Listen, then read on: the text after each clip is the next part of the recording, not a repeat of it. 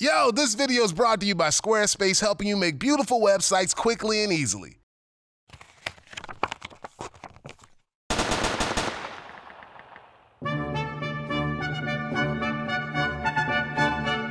What it do, y'all?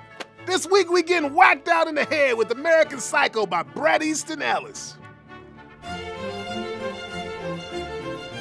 Patrick Bateman is the shallowest douchebag you've ever seen. He an investment banker at some swank firm in Manhattan during the 80s, so you know he's sitting fat. But that show as hell don't mean he work hard. Matter of fact, all Patrick do is get his grub on at classy joints, yap about bull, work out, get turned up at clubs, and worry about how pretty he look. When he's not ducking his girl Evelyn's calls, hollering at other ladies, and getting buck wild with them, Patrick all about his other hobby, murdering people. Don't matter who it is, what they do, Patrick gonna ghost them. And when he do, it's like he ain't even trying to hide it. Fool carry your body in a sleeping bag round town and bring blood-stained sheets to the laundromat like it ain't no thing, or what I call criming while white.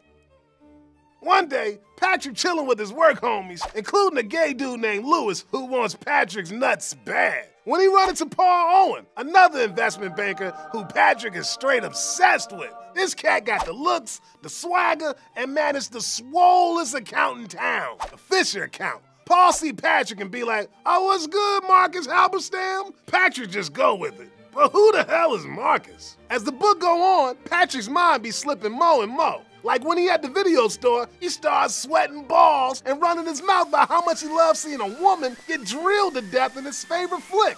Full straight tweaking. Later, Patrick decide he gonna put that boy Lewis in the dirt. So he roll up on him while he pissing, and right before he do, Lewis break down and say, "I love you, baby." When Lewis try to get his Mac on again, Pat like, "Yo, I don't usually give people no warnings, but hop off or I'ma end your ass." Patrick gets so bored with his yuppie lifestyle of stacking cheddar, doing lines and banging biddies that he just go on killing homies left and right. I mean kids, Evelyn's neighbor, a homeless dude, an old dude, dogs, hoes, his college sweetheart, brother even put an axe through Paul Owen's dome. Damn. One night, he decided to throw game at his secretary, Jean. This girl been wanting the D just as bad as Lewis, so she thrilled. At the end of the night, she invite him up to her spot, but he like, "Nah, girl, I gotta go return some videotapes." She give him a little sugar anyway, and Patrick started feeling legit warmth towards her. A detective dropped by Patrick's office to ask him about Paul Owen's disappearance, but Patrick shake that load off, and dude don't suspect nothing. This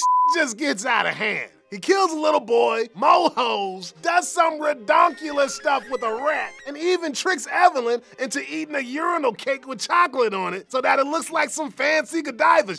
But watching her eat it don't feel like he thought it would, so he breaks it off right there. After that, he goes hyphy in this bitch, full murk a bunch of cops, and even blow up a damn cop car. After dodging the law, Patrick roll up to his office, break down, and leave a message for his lawyer, fessing up to all his whack-ass deeds. Thing is, nothing ever happens after he confesses. So he drop in at Paul Owen's digs, thinking he gonna find all the dead bodies he stashed there. But all he find is a clean-ass apartment, nice flowers, and a real estate agent who kick his ass out. At dinner, Jean tell Patrick how much she love him, and he thinking he should accept her love and start feeling like anything is possible. Later, he run into his lawyer and asks him about that voicemail confession. But the lawyer like, "David, yo, that shit's hilarious." Patrick like, "David? What? No, I for real killed Paul Owen." Psst, you couldn't have killed Paul Owen. I saw him in London twice 10 days ago. And Bateman, man, that dude is such a little bitch. He couldn't murder nobody. Not knowing what the hell is going on,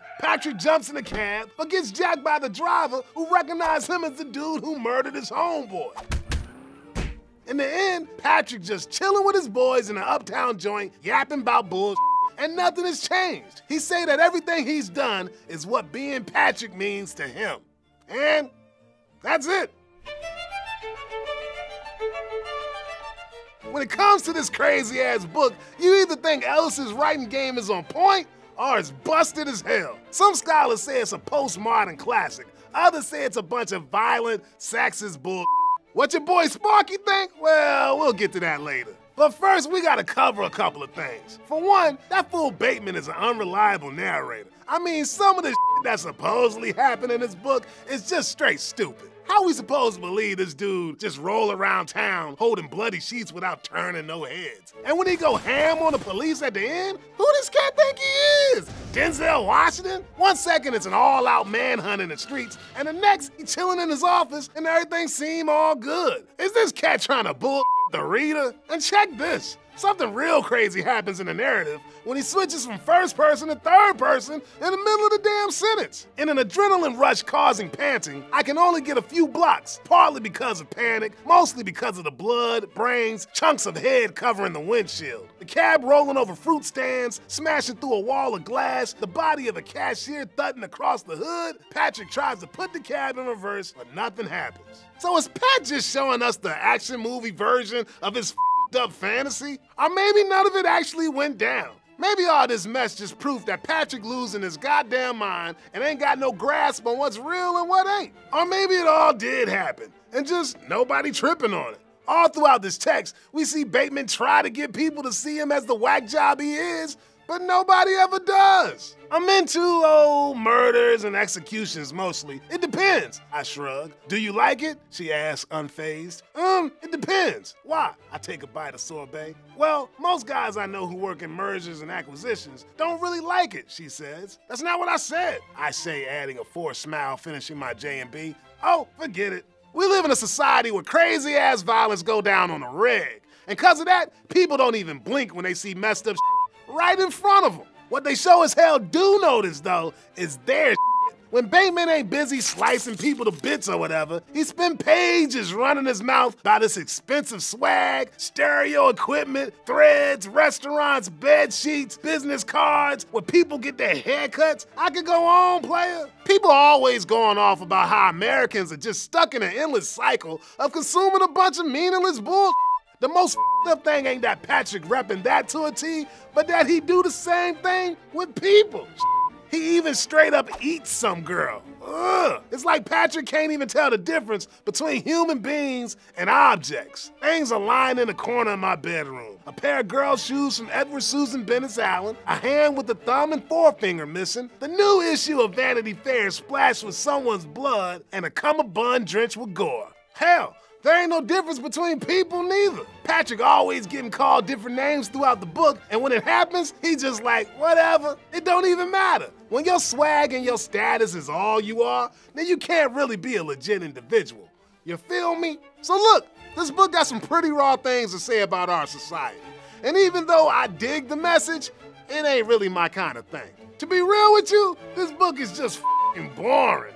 The characters are paper thin, and most of the book is just a bunch of rambling bullshit.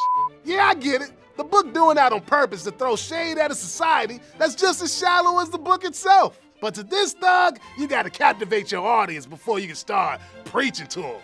Ellis himself say it best. So I wrote a book that is all surface action. No narrative, no characters to latch onto, flat, endlessly repetitive. I use comedy to get at the absolute banality of the violence of a perverse decade. Look, it's a very annoying book, but that is how, as a writer, I took in those years. But hey, if this is your thing, cool, man. Different strokes for different folks. Thanks for kicking it with me today. Peace, y'all. Thanks for watching, y'all. Don't forget to subscribe so you can be sure to catch all our videos. There's lots more on the way. And you know what else is important, players? Showing off your skills. And there's no better way to do it than with the fly website made with my boys at Squarespace. Squarespace has made it easy for anyone to create a smoking website, and they're giving all you well-read ballers 10% off your first order when you use the offer code THUGNOTES. They have all the tools for you to show off just how OG you are. You gotta get over there and check it out, man, because Squarespace is hooking y'all up. Sign up today and you'll get a free 14-day trial to test it out. Why not? And don't forget to use the offer code THUGNOTES and you'll get 10% off your order. Catch y'all next time, players. Peace.